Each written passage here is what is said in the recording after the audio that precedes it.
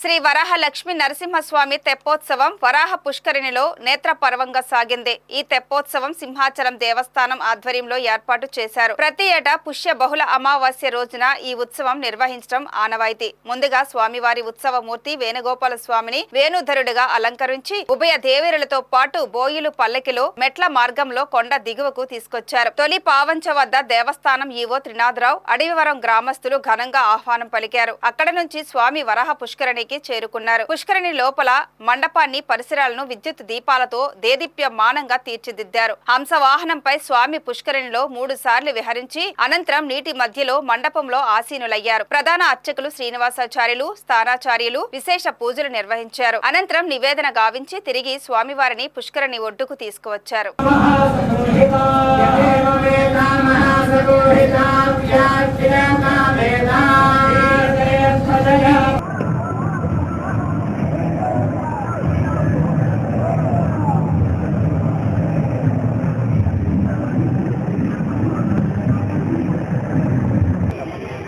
शुभांगाय मंगलाय महोदिते निवासाय सुभाय मंगलाय वराहलक्ष्मी రాజుగారిలో దత్తతిరునాళ్ళ మహోత్సవం బహుళ అమావాస్యనాడు జరుపుకుంటాం.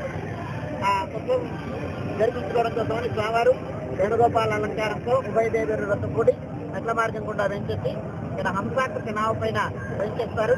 3 మార్లు హంసాకృతి నావ పైన ఈ పతాకం ముందు వరాహ పుష్కరిణి ప్రదక్షిణ చేసిన తర్వాత స్వామివారు ప్రధాన మండపంలోకి వెళ్ళి సత్యనారాయణ పూజావచనం విశేషమైన ఆరాధన అయిన తర్వాత మంగళ నీరాజనం వచ్చి అయిన తర్వాత విజ్ఞాన మండపంలో పెంచేసి సర్వజన మనోరంజన వాహనం పైన పెంచేసి తిరువీధికి అనుగ్రహిస్తారు.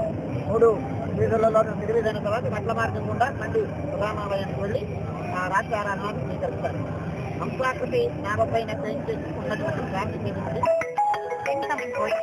అలాగే భగవంతుడు అనేటువంటి వాడే చరణం అనేటువంటి ఆ కోరికతో స్వామిని శరణం చేసి స్వామి అనుగ్రహానికి మాత్రం కావాలి అని ఆశిస్తారు.